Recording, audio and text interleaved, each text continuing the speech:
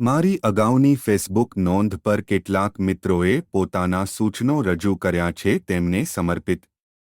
મેં મારા સમયગાળા દરમિયાન શું કર્યું એવા પ્રશ્નો સ્વાભાવિક રીતે કેટલાક મિત્રોના મનમાં જાણી જોઈને અથવા અજ્ઞાનવશ થાય.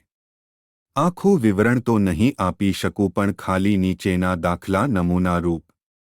1. સિદ્ધપુરને સમગ્ર ગ્રામ્ય વિસ્તાર સાથે પાકા રસ્તાઓ અને સરસ્વતી નદી પર બેઠો પુલ જે વર્ષોથી નહોતો થતો તે થકી જોડ્યું જેથી લોકો સિદ્ધપુર આવતા થાય.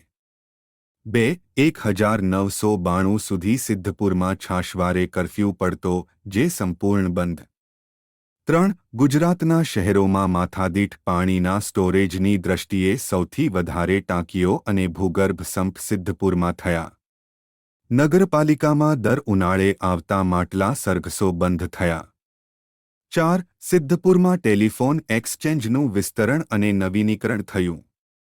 5. આઈટીઆઈનું નવા મકાન સાથે વિસ્તરણ થયું. 6. સિદ્ધપુરની હોસ્પિટલ જેનો સંપૂર્ણ નિભાવ ખર્ચ નગરપાલિકા ભોગવતી હતી તે સરકાર હસ્તક લેવડાવી અદ્યતન બ્લડ બેંક સાથે તેને સુસજ્જ કરી અને ડાયાલિસિસના મશીનો આવ્યા. કોવિડ વખતે ઓક્સિજન પ્લાન્ટની વ્યવસ્થા કરી આપી. 7. સિદ્ધપુરમાં nursing college, dental college, homeopathy college અને હોટલ મેનેજમેન્ટની ઇન્સ્ટિટ્યૂટ કાર્યાન્વિત બની. 8. રિજિયોનલ લેબોરેટરી અને આયુર્વેદિક કોલેજ માટેના મકાનો બનાવ્યા જે આજે પણ ખાલીખમ પડ્યા છે. 9. અમદાવાદના જેવી જ કેન્સર ઇન્સ્ટિટ્યૂટ સ્થપાય એ માટે સિદ્ધપુરમાં કેન્સર હોસ્પિટલ અદ્યતન સુવિધાઓ સાથે મંજૂર કરાવી. કેન્સર હોસ્પિટલ બિલ્ડિંગને જનરલ હોસ્પિટલ સાથે જોડ્યું જેથી પોસ્ટ ગ્રેજ્યુએટ મેડિકલ કોલેજ સિદ્ધપુરમાં થાય જે દરખાસ્ત ત્યારબાદની ભારતીય જનતા પાર્ટીની સરકારોએ ખાડામાં નાખી દીધી. 10. બિંદુ સરોવર અને જ્ઞાનવાપી તીર્થક્ષેત્રનો તેમજ મહાપ્રભુજીની બેઠકનું નવીનીકરણ અને માતૃવંદના કાર્યક્રમ થકી માનું મહાત્મય સાકાર કરતો ઉત્સવ સિદ્ધપુરની શાન હતો. 11. સિદ્ધપુરમાં સિદ્ધપુર તેમજ આજુબાજુના વિસ્તારના ઇતિહાસને રજૂ કરવા માટે અદ્યતન મ્યુઝિયમ બનાવ્યું જે ત્યારબાદની ભારતીય જનતા પાર્ટીની સરકારોએ ભગવાન ભરોસે છોડી દીધું. 12. મંડી બજારમાં લ.સુ. પુસ્તકાલયના મકાનનું સંપૂર્ણ નવીનીકરણ.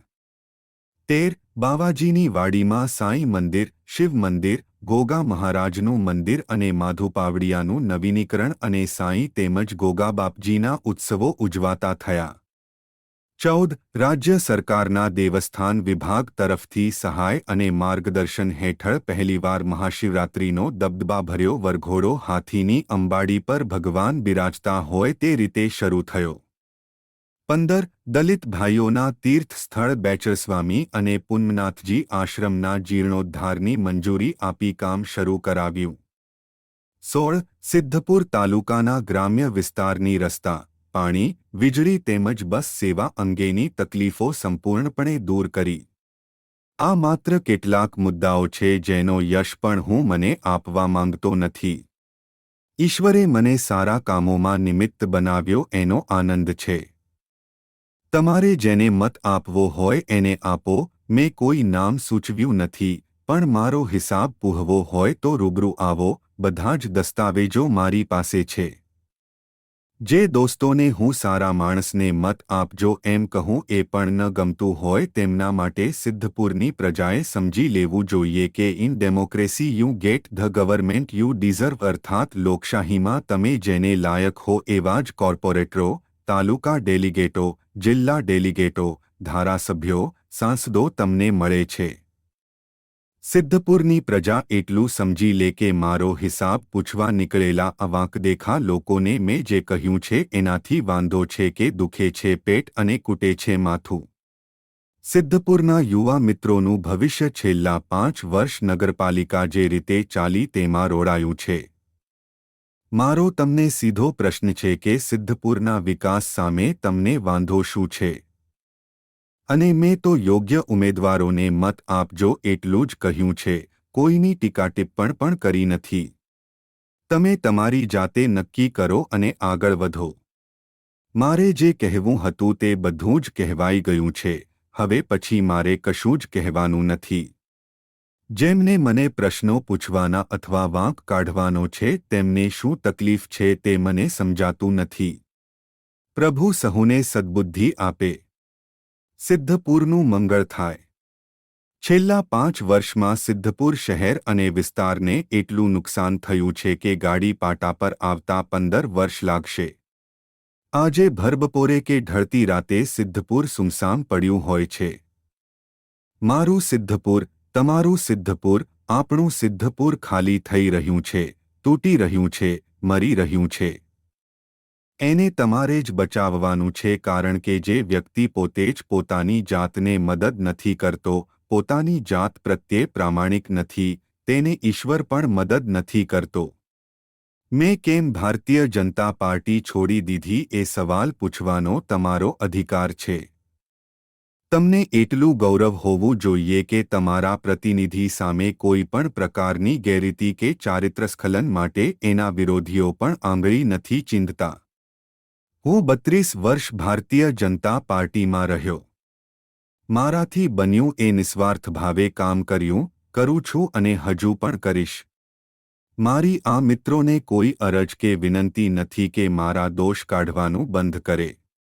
એમને જે લાગ્યું એ એમણે લખ્યું હશે, એમાંથી કાંઈક શીખવા જેવું હશે તો શીખીશું.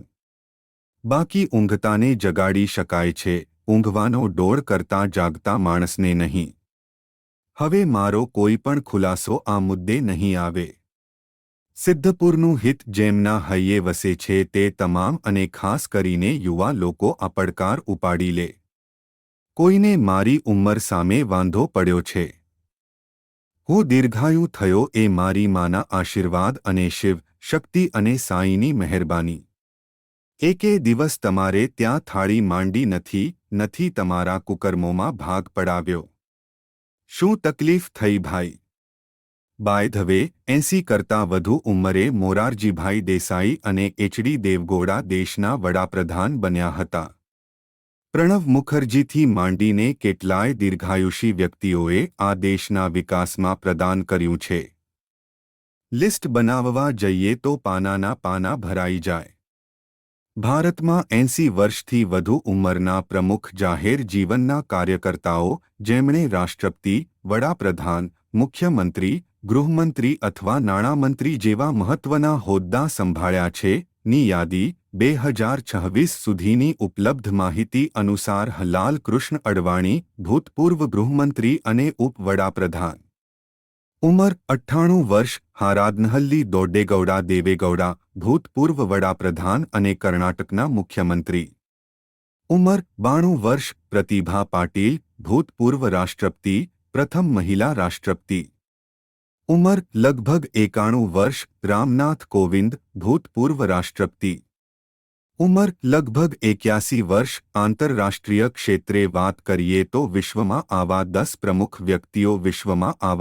પ્રમુખ વ્યક્તિઓ રાષ્ટ્રપતિ, વડાપ્રધાન અથવા તત્સમ હોદ્દા ધરાવનારા 80 વર્ષથી વધુ ઉંમરના જીવિત દિગ્ગજો. ગિલર્મો રોડ્રિગ્સ, એક્વાડોર, ભૂતપૂર્વ રાષ્ટ્રપતિ, ઉંમર 102 વર્ષથી વધુ. મહાથીર મોહમ્મદ, મલેશિયા, ભૂતપૂર્વ વડાપ્રધાન.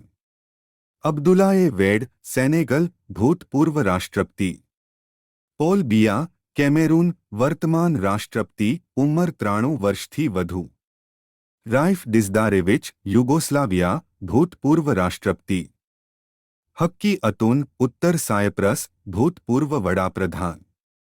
ટેંગ ફેઈ, તાઇવાન, વ્યવસ્થાપક યુઆનના પ્રમુખ, વડાપ્રધાન તુલ્ય. યંગ વિવિયન, નીયુ, ભૂતપૂર્વ પ્રીમિયર, વડાપ્રધાન તુલ્ય. લ્યુડવિગ ચિબિરોવ, સાઉથ ઓસેટિયા, ભૂતપૂર્વ રાષ્ટ્રપતિ. હેંગ સેમરિન, કંપુચિયા, ભૂતપૂર્વ રાષ્ટ્રપતિ, કાઉન્સિલ ઓફ સ્ટેટ. મારી ચિંતા કર્યા વગર આપ પણ દીર્ઘાયુ પામો અને ભગવાન શ્રીકૃષ્ણજીના કહ્યા પ્રમાણે કર્મનું ફળ ભોગવો. દોસ્તો, નીચેની પંક્તિઓ ખ્યાલ રાખીએ. पहला पत्थर वो मारे जिसने पाप ना किया हो, जो पापी ना हो मारो, खूब मारो पत्थर. माननीय नरेंद्रभाई कहे छे के पत्थरोमांथी ज एमणे महलो बनाव्या छे અને આ મુદ્દે હું એમનો પ્રશંસક છું. આભાર.